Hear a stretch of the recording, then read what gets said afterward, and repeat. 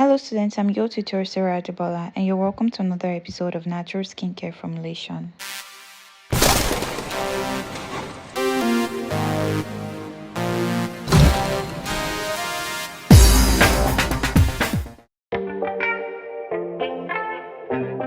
Today, I'm going to be teaching you how to write an emulsion formula for a lotion, right? And we are going to be referring to your ebook, Effective Skincare Formulas, to chapter 2, pages 12 to 18, where you have how to layer your skincare formulations. And we have the foundation ingredients, the active botanicals, the functional ingredients, the additives, the aromaceuticals, yes, and aesthetic flourishes. So today we're not going to be adding aesthetic flourishes to our emulsion because emulsions are usually without aesthetic flourishes. So we're going to write out the class of the ingredient name, the ingredient percentage, and the percentage of the phase. So first, our main base is water because we're making an oil in water emulsion. So our main base is going to be water. And next, we're going to need our emollients, which are our oils. Oil in water. So definitely, we're going to need oils. Then to bind oils and water, we're going to need binders, which are our emulsifiers and co-emulsifiers. We'll also need occlusives to provide that extra film on the skin that will lock in the moisture. All right, so I'm just going to write out the emollients we need. We need oils, of course. We need binders, and those binders are waxes and co-emulsifiers. You know, from your PDFs, you can already see that when you're making an emulsion, you need co-emulsifiers to make sure that your emulsion is stable. So our occlusives are butters, and for our active botanicals, you are just going to decide what you want your emulsion to do. You might want it to just be an hydrating emulsion. You might want it to be a skin firming emulsion. You might want it to be a brightening and skin firming emulsion, like this particular emulsion I'm trying to make. I want it to be brightening and skin firming. You can also want it to be an exfoliating emulsion. You can also want it to be a hyperpigmentation targeting emulsion. So you're just going to decide what you want it to do, and you're going to select your ingredients. That's the first step. So I'm using Sepi message for brightening and kojic acid dipalmitate.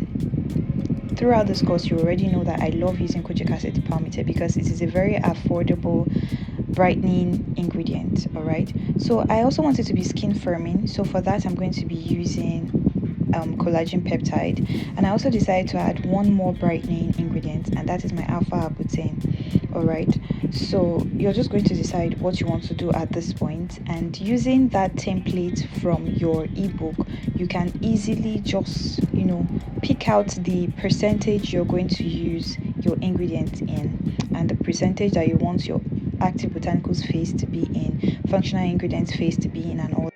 So for functional ingredients, we have ingredients like humectants, which is our vegetable glycerin. We also have the propylene glycol. I love using it in my skincare formulator. Apart from it being a humectant, it is also a skin penetrator enhancer. It helps your actives to penetrate better into the skin. Then we also have the isopropyl myristate, which would help the emulsion to feel smooth and very, very nice on the skin, and it's also a humectant.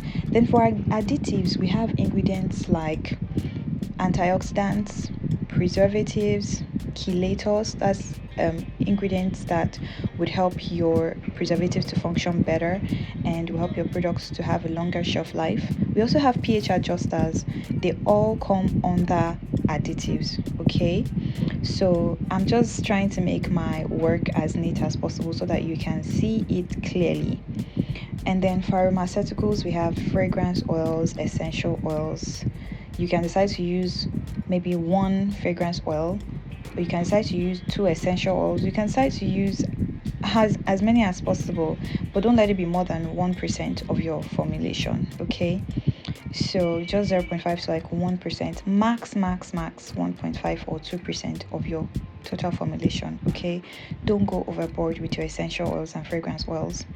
So we have the vitamin E oil as our antioxidant, which you all know is my favorite antioxidant. You could have other antioxidants. You could use green tea extract. You could use a lot of other antioxidants. You could even use astaxanthin extract. I've used that in some of your formulations in this course. So yes, we have other antioxidants that are very potent too, but the most affordable one is vitamin E oil, of course. Then we have our chelator. You can use tetrasodium EDTA or tetrasodium glutamate diacetate. Those are my two favorite chelators. Then for pH adjusters, we have sodium lactate or citric acid. You can also use your sodium hydroxide solution instead of sodium lactate, but I prefer sodium lactate, right? And quantum sulfate means just as much as needed, because you can never tell how much pH adjusters you're going to need in your formulation. So just put that as QS. Then for essential oils, in this particular formulation, I want to use peppermint essential oil just to give like a cool feeling to that emulsion. And then I'm going to be using lavender essential oil as my fragrance oil. Okay, so there are tons of other fragrance oils and essential oils that are very beneficial that you can use. So I'm going to be using my peppermint oil at 0.1% because I don't want it to pepper the person's skin too much, and my lavender essential oil at 0.4%. Germal Plus, I usually only use 0.5% because according to my supplier, that is the max usage for the Germal Plus she supplies me. Then vitamin E oil, I use just 1%. So 1.6% is the total additives I'm going to be using, and the total aromaceuticals will be 0.5%. Do you understand? Like I just calculated 0.1 plus 0.5. You understand?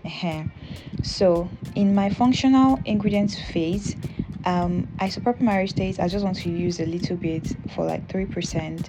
I want to use my propylene glycol at 5%, vegetable glycerin at 5%, and that's a total of 13%. You're just going to decide, but don't use too much. You understand? Don't do too much. So alpha arbutin, I'm going to be using 1%. Sepwide MSH, let me use just 2% because according to my supplier, 2% is the highest max usage of Sepwide MSH. Then collagen peptide, the highest is 1% from my own supplier. Your own supplier might tell you something different, so please follow your supplier's guide. Then kojic acid permitted, I'm using only 3%. Then for water, we are going to leave water alone because after we're done adding all of the percent, we are now going to deduct it from the 100%. That's what will get us our water. So you can write to 100% there. And for my waxes, I'm using 10%. You can use up to 25% of waxes and co-emulsifiers, together. You can use up to 25%, but that's the max. And if you use 25%, it's going to be so thick, so you just need to be very careful. Since we're making an emulsion, I've decided to use only 10%. And for butters, I'm using only 3%, and oils 7% because I don't want it too oily. All right. So for the water, I have written to 100%, and then I'm going to calculate all of the other phases and then deduct it from 100%, and that's how I got my 57.9% for my foundation phase. Okay, so that's the total foundation phase I'll be using. Okay, so we're going to get another sheet of paper, and I'm going to now write out the ingredients per se, and I'm going to phase them together. The ingredients I'm going to be dissolving together, the ones I'm going to be mixing together, I'm going to phase them in the normal way that you are used to now. We've written a basic formula for emulsions there. You can use that same formula template for any other emulsion you want to use, right? Knowing that your foundation phase is going to be 57.9, your active botanicals will be the percent on that paper and all that. Sure, you understand. So now we are going to move on to writing out the formula for the particular lotion that I want to make right now. So we're making a whitening body milk or lotion, and you write your formula name, you write your date, you write your phase, you write your ingredients like we are already used to, and we're going to write the percentage for each ingredient. Now this new formula we're writing is just for us to put it together, knowing what is going into which at the same time. Do you understand? Okay, don't worry. As we keep on writing, you're going to understand what exactly it is I'm talking about. So we're just tabulating that in the proper way that we are used to. I'm sure you've seen a lot of the formulas I've given you that they look like this. So our phase A, I like going in with my oils for phase A, and the reason is because I love measuring my waxes and everything first, so that I will go and double boil it and be preparing my water phase. I hope you understand. So yes, our oil phase, we're going to be needing waxes, and for the waxes I'm using emulsifying wax. Remember, for this formulation we wrote waxes and co-emulsifiers as 10%, right? So I'm going to be using just 5% of my emulsifying wax, and then I'm going to be using a co-emulsifier, which is cetyl alcohol. I'm going to be using that in just 3%. Then I'm going to use stearic acid. It is not really an emulsifier, but it is a fatty acid that helps to like bind stuff together and harden it. So I'm going to be using that in 2%. If you calculate that, that is a total of 10% for waxes and co-emulsifiers. Then for oils, I'm only using one oil. You can use up to 2, you can use up to 3 if you want. I'm using just my sunflower oil in 7%. And then for butters, I'm using just one butter. You can use up to 2 if you desire, but I'm using just shea butter at 3%. So my phase A is almost complete. I'm going to be adding the all soluble brightening actives that I am going to use. Those kojic acid depleted and sepia white, they are both all soluble actives. So I'm going to be adding that to my oil phase so that I can easily dissolve them in my oils whilst I'm double boiling and dissolving my waxes. I hope you understand that. So phasing ingredients together, you have to phase ingredients that are going to dissolve together. You phase them together. Do you understand? That is the reason why we are separating it from the normal functional ingredient additives phase and now creating another table where we are going to know the ingredients to phase together. Okay, so that is that about our phase A. Now for our phase B, we're going to be using our water now. Now for water, we're going to add in our water soluble actives like our collagen peptide and our alpha arbutin. Both are water soluble. Okay, we also have our chelator. Our chelator is also water soluble, and our chelator here is tetrasodium EDTA. So we're going to be adding our chelator, our water soluble actives, into our phase B. Do you understand? So we are phasing that together, all the actives that go together and all the ingredients that go together and are going to be dissolved together, we are going to phase them together. Now if we have maybe ingredients like azelaic acid that dissolves in propylene glycol, we're going to create another phase for that. We'll call it probably phase C, where we're going to phase together our azelaic acid and propylene glycol. Do you understand? So ingredients that dissolve together and go together, you're going to phase them together. All right, so for our tetrasodium EDTA, we are just going to copy out the percentage we've written. My supplier says 0.1% is the highest number of percentage to use. Then we're going to write out the percentage for the rest of our ingredients. Now for our phase C, because we don't really have any other thing that needs to be dissolved, I'm just going to be adding in the humectants at this phase, right? Because as at that phase C, we would have already added our oils into our water and we would have blended it. So our phase C is going to be like our cool down phase, where the ingredients are already, where the formulation is already cooling down.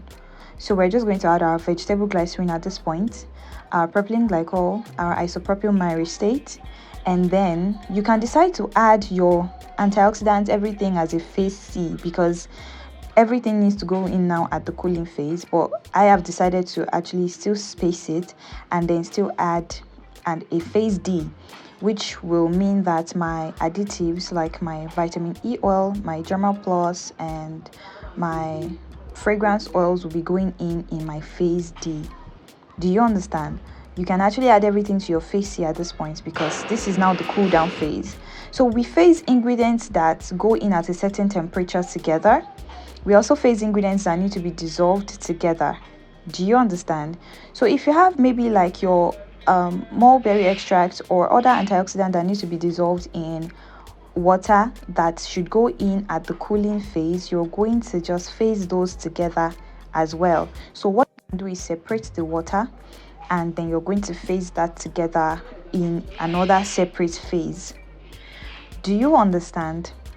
Ingredients that go together, that go at a certain temperature together, that dissolve together, would be phased together in skincare formulation. I hope I'm making sense to you. So we're just going to go over that chart one more time to make sure that we've not left out anything, any ingredients that we've written out that we want to use, to make sure we are not leaving anything out. So you can see we are done. Just look at that, and then don't forget to calculate your water, because we've calculated the oils, we've calculated everything, and then we just deduct everything that we've written from 100%, and whatever is left is what we're going to use for our water. We are done writing the formula. So it is pretty simple. This is the formula template. You can take a screenshot